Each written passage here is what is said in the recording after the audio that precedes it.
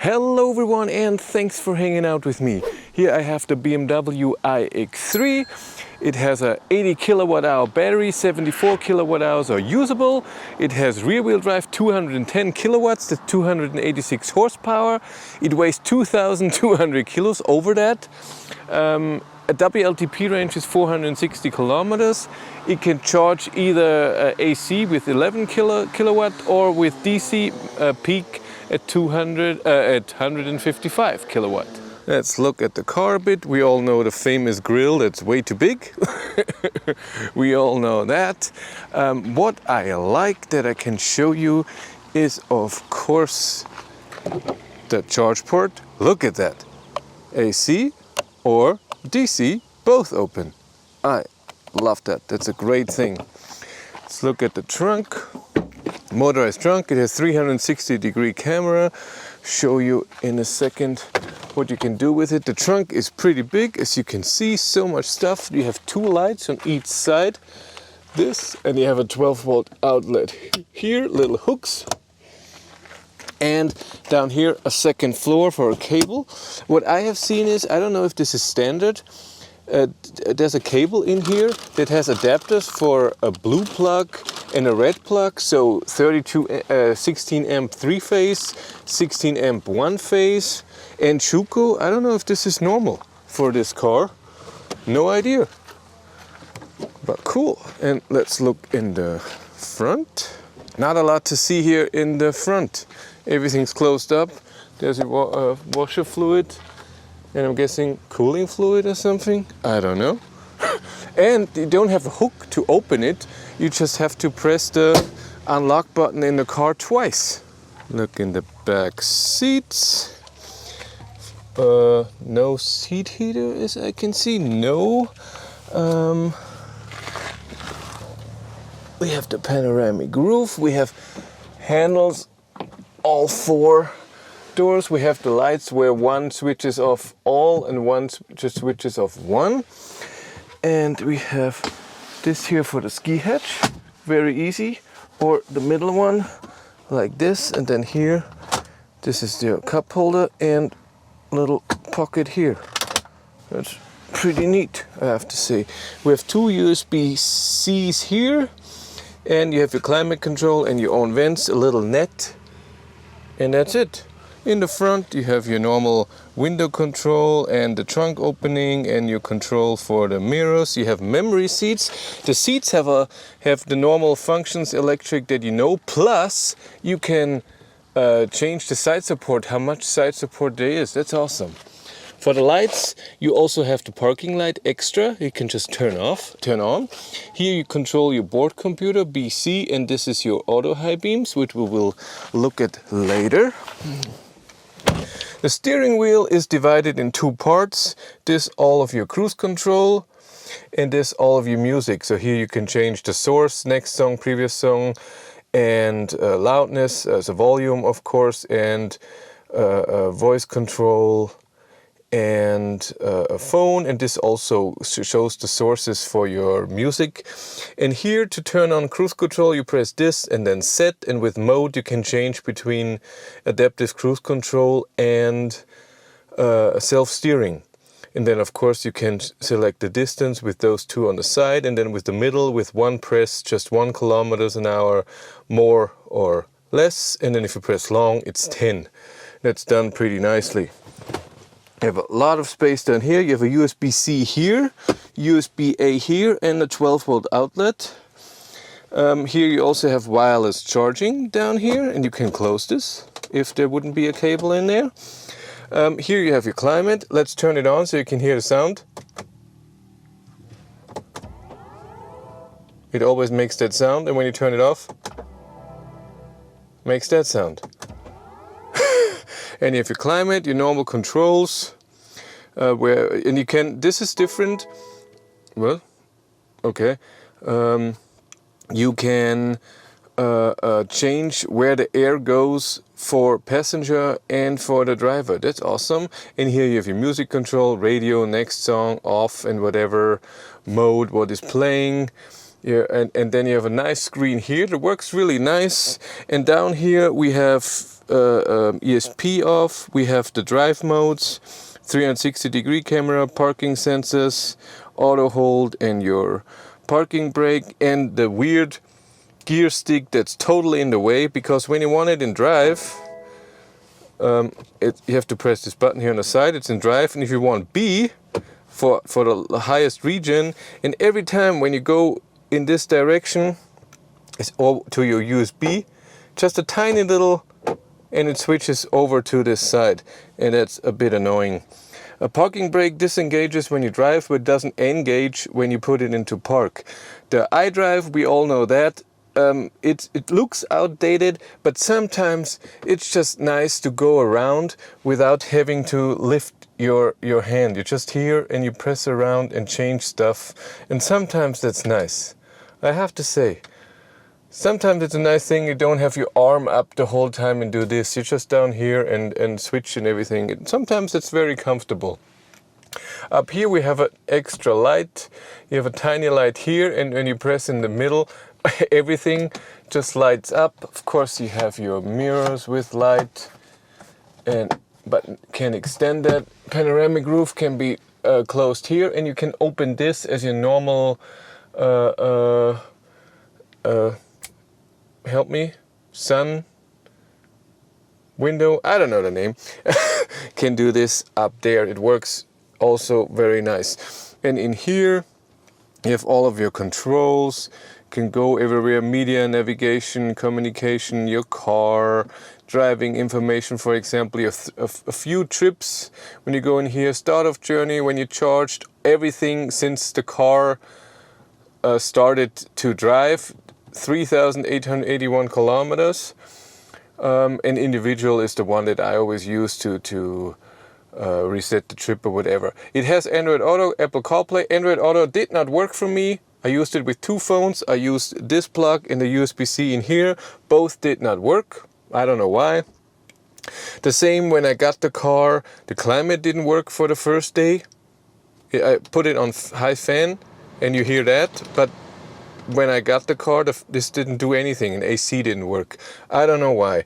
And also, there is no state of charge in the car, just this here, which shows the 10% increments and little dots even for 50, 25 and 75, and it's okay.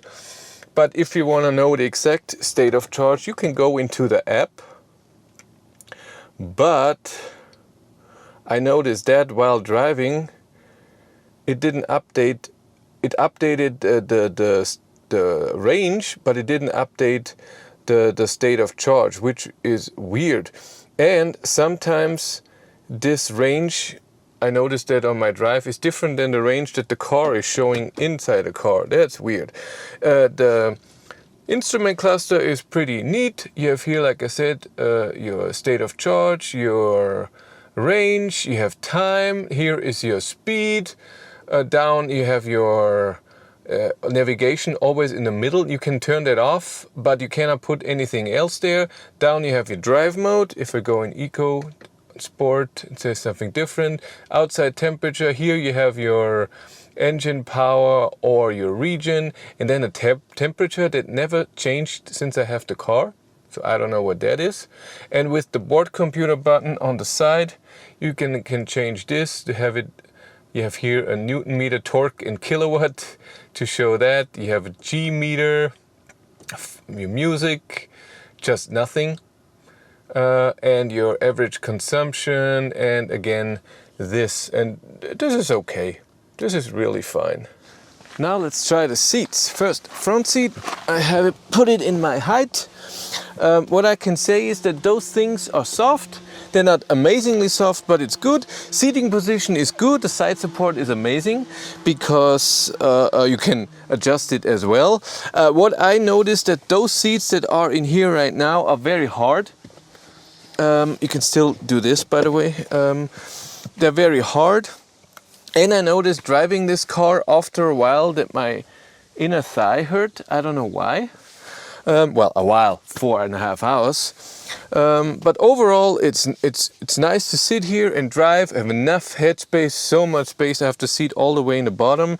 Like I said, the only annoying thing is the gear stick. But let's go in the rear seats. How is that? Well, this has to go out and here, and there's still enough space here. I wouldn't say there's more space than in ID4 or other cars, but it's enough. I don't like when it's right hard plastic here, so if you go a bit lower, then you have this hard plastic here. Not a fan of that. The armrest is okay, not too soft, but it's also not bad. So much headroom. Oh my god, that's a lot of headroom. The seats are good. Not too much side support as most seats are in the rear. The armrest is also good. I can sit in here for a long time. That's really nice. It's really okay. See how the middle seat is? You still have a bump here. I mean, hello, X3 then to iX3. Even here, there's a bit of bump. And here it's amazingly hard. Still a lot of headspace, no problem. But the seat here in the middle is horrible. No, no, no. Now I want to show you the app, as you can see here. And it's pretty neat because, like I said, it shows when it was refreshed, it shows the actual car. You can see that the car is not locked. You can see your state of charge, your range. You can lock it. You can turn horn. You can have a light on. You can do climate, but you cannot select what temperature. I think it takes the last temperature that was in the car before you left. You can find your car. You see, this is amazing how much you charged, where and how. So if I go in here, it tells me it was with combo. And if I go here, it says this is done on AC. This is pretty neat. And it shows how many kilowatt hours. And, ooh, here's the climate thing. No, it just says what to do, but not how much. And you can find charging stations.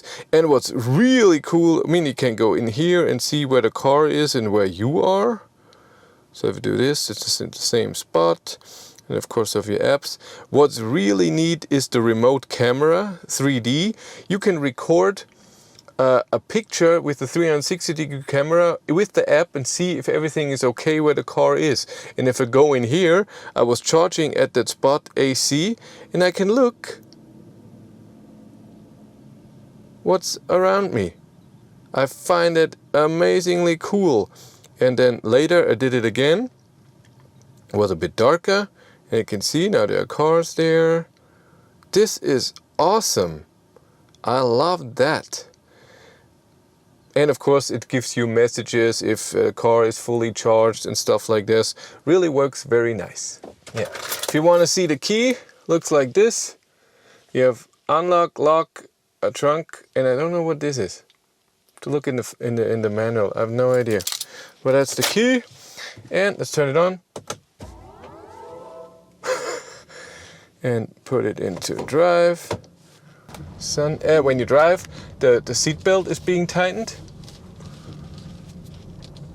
And I haven't found a thing to turn it off. I would like to turn it off. The Mercedes EQA had that too, but I could turn it off there. Yeah. Overall, regen you can set regen in D even stronger. It can be 0 or a very strong regen, and it is amazingly strong. Not as strong as B.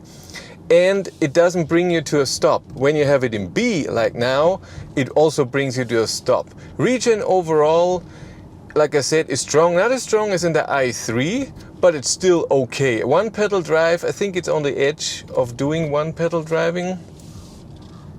I don't know why. And you can see I have to switch a bit through the thing so you can see what's happening. Let's go to this, and if I push it, then you can see kilowatt here, for example. Yeah, the power is really good, I have to say, especially in sport mode. It's a lot of fun to drive this car. It really has a lot of power. 210 kilowatt, only rear-wheel drive, not even all-wheel drive. All-wheel drive, my God, think of that. It's really nice. Suspension is a bit on the soft side. It's very comfortable to drive in here. For me, it's a tiny bit too soft. Just a tiny bit. I haven't driven the top speed, which is 180. So I don't know if it's that bad. We'll see. I don't know if I even drive the top speed at all. I have the car for a week, but I get a different car in 2 days, and then I don't have time for this car anymore. It's dark in here. When the sun is gone, it's dark. Steering is a tiny bit too soft in comfort. You can set it in sport in a harder, so you can say that in sport you have comfort for steering or sport. In sport it's a bit harder to do, but also it takes more effort. And it has a tiny play that I'm not a big fan of. It's not bad, don't get me wrong. It's still okay, but there are others where the steering is better. Like I said, suspension is good. Brakes are awesome if you have to brake. Power is awesome. Seating position and seating itself is awesome. I can see over the hood, that's nicely done. Head-up display looks really good, and it shows a lot of info. So it doesn't have augmented reality, but it shows info that you normally have in your infotainment system. So you see the different roads and which one you have to take and what the name of that is. That's done really well, and you can see it really well. I like that. You have to accelerate, see how that is. Of course you have eco mode, then it's blue, and in comfort it's gray, and then in sport it's red, and the buttons are right here, and they're really nice and easy to find. And you can see it right away what you did. Again, I have no idea what the battery temperature, if it's battery temperature, but the temperature thing here is 4. It hasn't changed since I have the car, even though when it was 30 degrees or it was 12 degrees outside. Yeah, that it doesn't have state of charge in a real number, that's a bit disappointing. Even if the app would work, and I think it's just with this car or with my app or whatever, I think it should work. Even that, why do I need an app to see my real state of charge? It's just stupid. I don't know. I know where they're going, the same as Volkswagen and other Volvo and all. They want to go to range and not to state of charge. What I noticed, the range, the gasometer, is reacting also really weird. So I was doing my 90 kilometers an hour range test, and it showed me a very high range. When I was driving already 100 kilometers, and suddenly it dropped by 100 kilometers, and then it slowly went back up again. I didn't do anything special. There was no big hill or whatever. It was always straight or not a lot of difference, and that's weird. It is really weird. I don't like that. And in the app, it showed me a different range. That seemed to be whee. Yeah, power is awesome. I have to say, power is really awesome.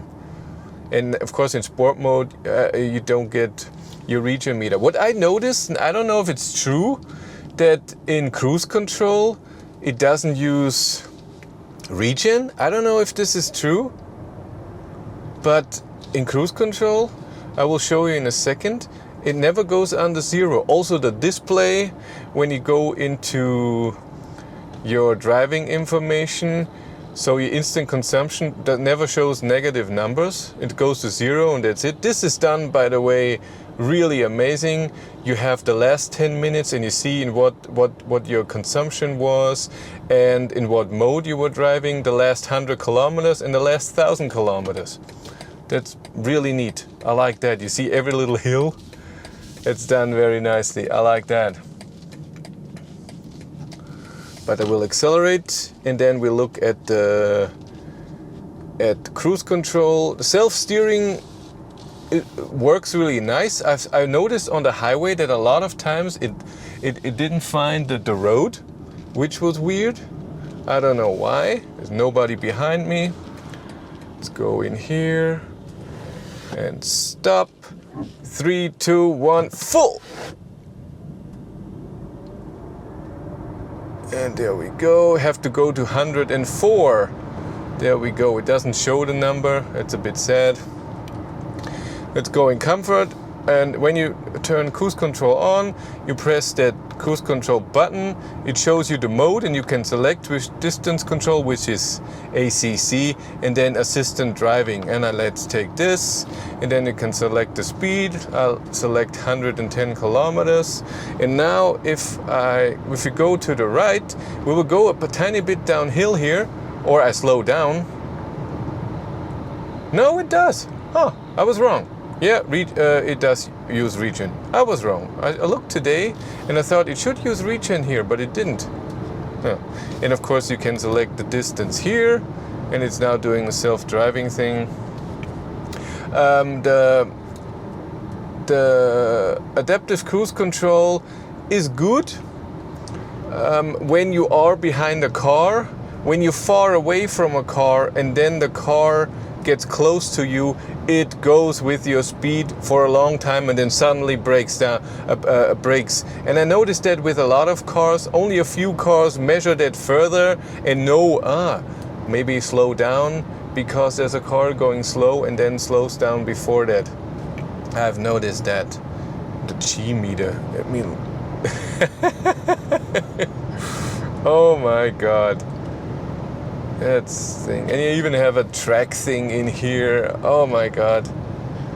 Here, sport display that shows all the stuff. Even the revolutions per minute from the motor. Look at that. And Newton meters and kilowatt, and the temperature of the, I hope, battery or the motor. 50-60 degrees here. Huh. Yeah, even when you charge, you don't have state of charge, by the way.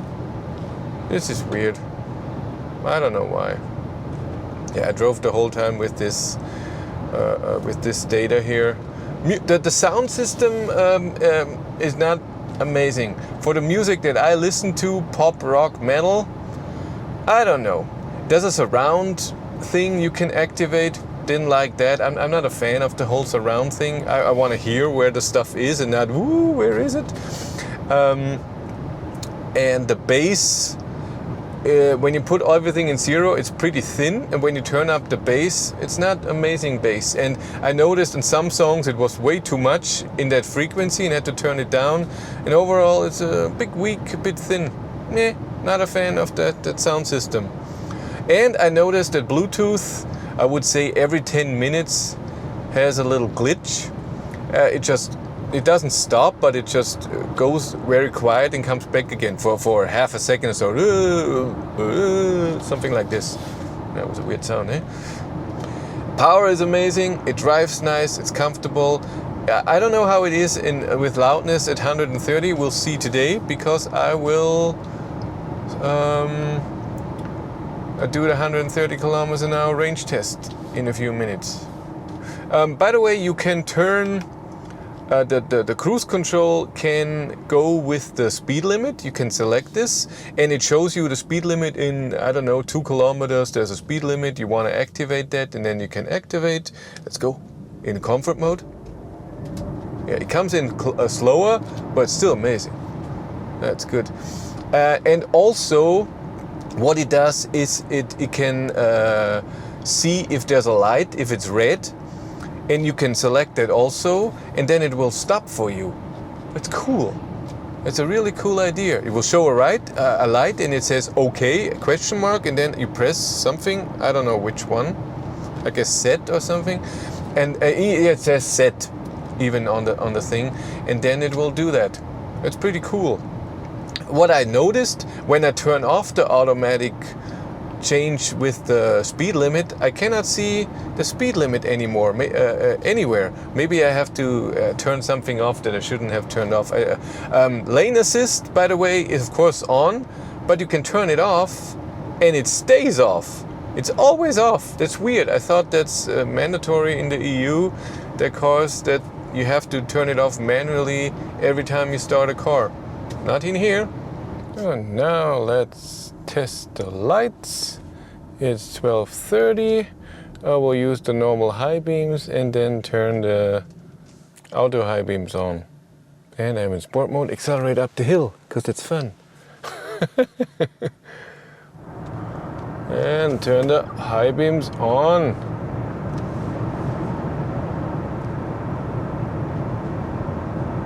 Does it turn off for that guy? Yes, it does.